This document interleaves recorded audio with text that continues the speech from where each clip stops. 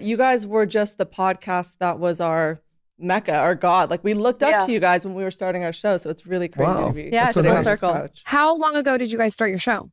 Oh God, 4 years ago? 2020? Yeah, it was really during COVID. We had this idea. I had this idea. I wanted to interview authors and all these very serious people. Boring. And then so she came in and it kept saying boring until the point where locking down with her was the only other option, was to have her on the show. And well, so, Sophia, you need me.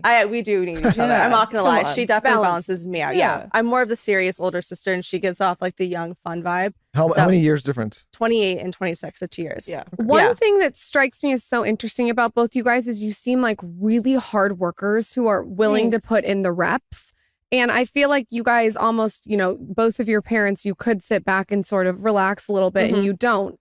Is that instilled in you from a young age from both of your parents to be so disciplined? Absolutely. We definitely have a lot to prove, I think, with the name that we were born into. Yeah. And Sophia and I always say we were so lucky, and we are so lucky to be given this beautiful, amazing life, and parents that are such hard workers and put so much into raising us that it would be such a waste if we didn't do something at least to make them proud and show them. So we that feel we kind of work in hard. debt to like make sure that they know that what they've done is actually paying off, like all of our education, all of the time spent with us, and also having two parents. My mom is also 1 of 7, didn't grow up with a dad. She had nothing and made a huge skincare company when she was 26. Like made $1 billion in sales.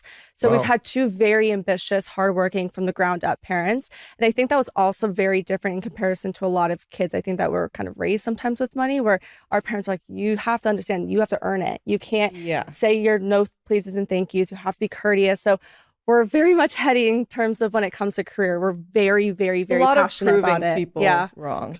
I think if my daughter Zaza grew up like you guys, and I told you this at dinner too, I would be so happy. So I'm really interested in the things that your parents did to make you guys like this. Like when you look back when you're really young, besides like manners and the obvious things, what are things that you look back on and you're like, oh my God, I'm so happy my parents did this? Oh my God. I think it's really important to have a good balance. Yeah. My dad was super funny, super goofy. He kind of felt like another sibling a lot of the time.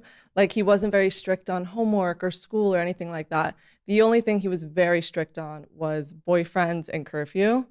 My mom was the military leader in the household. She was making sure every single night for the last 20 years, 5:30 dinner, homework. I mean, it was a lot to try to keep us well-rounded with like the sports and this and that. But looking back on my childhood, it was very fun. But I will say it was a lot of routine. I would say the biggest thing that they did for us was, my parents are in the industry. And I think a lot of young kids, when they have parents that are in the industry, they end up going into it very early. They kept us pretty much under wraps until we were 18 or even going to college. Like I didn't really start this until I graduated. And I think having dinner every single night together at 5 o'clock, being super open and vulnerable about everything. Like we talk to our dads about boys, especially we talk to our mom about boys.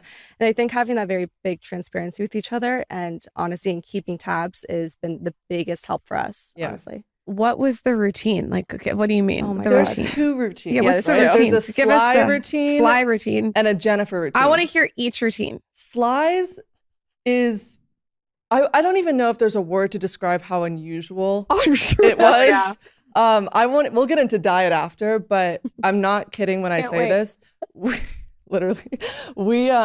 would wake up before school. He'd probably wake us up around 6 a.m., maybe like 5:45 in the morning. And we're like in second, third, fourth grade. Did he ever wake you up to the Rocky soundtrack? No, but he would come in our room and do the loudest rooster noise on the top of his lungs. Like, and we were scream. like, it was awful. And then he would make us do clean and jerks with like a bar. Oh, that's rad. Yeah, we would do. I'm getting some inspiration here. I'm going to start crowing like a rooster and making noises. We had a 6-pack when we were in 3rd grade. So we did what? Clean and jerks. We would have to throw a shot put. Yeah, 12 push-ups, 12 sit-ups, eggs with, what was it, ketchup? Ketchup, disgusting. We had to do a pool table a little bit, and run then outside. This is all before school, I swear to God. And then when we got years. home from school, we had to read for an hour into a tape recorder every single day. And we tried to hack the system and we got caught. So he does listen. Why tape recorder? So that you could prove to him that he really wanted us to enunciate because he was born with a slur. So he wanted us to really use our voice. And we would have to recite like Edgar Allan Poe in 5th grade. Like it was so ridiculous. But yeah, I think those are kind of cool flexes to have now. Yeah, I think it was after the fact. Now getting older, I respect it a lot because it's made me a very disciplined person. But it was at the time we hated it. But I think a lot of the things we do well today are because they really told us, okay, we have to read out loud. Now we are very chatty. We can come back and be sharp-witted. We are super active. It's funny because my dad, you would not expect him to like love having daughters, but he loves being a total girl dad. And, you know, him just wanting us to be professional shot putters is, I feel like, such a male random thing I could see him loving having daughters. I mean, listen, we were joking when we went to dinner about, you know, guys and dating you and what they, I imagine, I mean, your dad is one of the poster people for masculinity. Totally. Like, it might be nice to have some feminine energy. I mean, he's Rambo. Yeah, but super masculine men are so confident and so comfortable with themselves like him that I feel like it makes sense to me that he loves having daughters. Yeah. And I have to say something. My mouth tape is stuck to the bottom of your shoe. So can you please unstick? It's ridiculous. I mouth tape every night. These things around the it's the best thing in the world. It's changed everything. I know it's the best. That's really funny. But I think that because he is so masculine, there's probably a confidence that comes along with that. The daughter thing makes sense to me. Yeah, and I also think him being an artist makes him emotionally available for, you know, speaking with his daughters about deeper things. You know, he is a macho man on screen, but to be on screen, you have to be a bit artistic. And I think that was another really fun side of him, was having this very macho father, but who would make us do sit-ups and push-ups. But then he was very artistic, where he would teach us about Edgar Allan Poe. We would sit every Sunday night watching films from back in the day, and he would dissect it from directing to producing to editing to music. And it really made us like love this industry. And that's why people are like, why do you want to follow? He always says the best thing about having daughters is they don't shut up. Because, you know, when a boy gets to a certain age, how was school? Fine. Was it fun?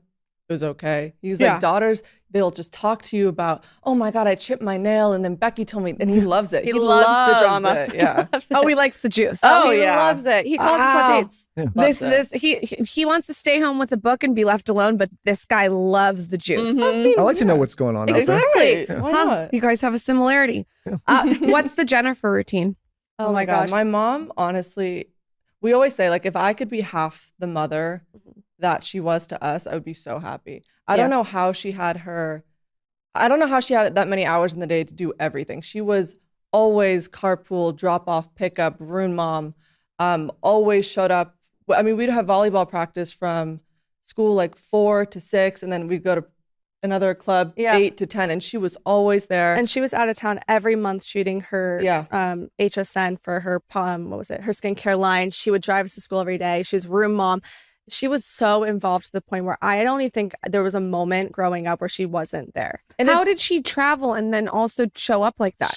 I'm having I know, she was gone once a month, and she would just like book out work. She always worked from home. There's an office, but she stayed home if she had the option. And she just, anytime she was home, she was there 100% of the time.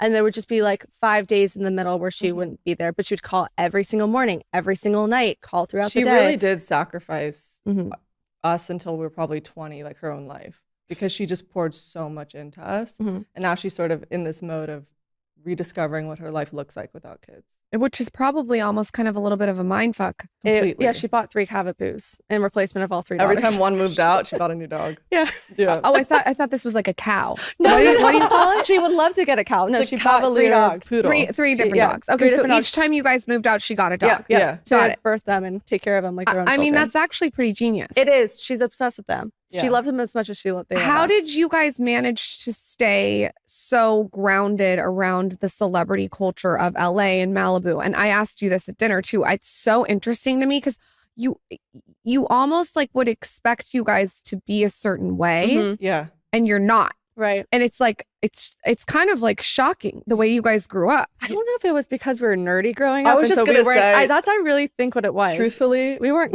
invited. What do you mean by? Why wouldn't they invite you? Because we never went out. I would have invited you. No, Thanks.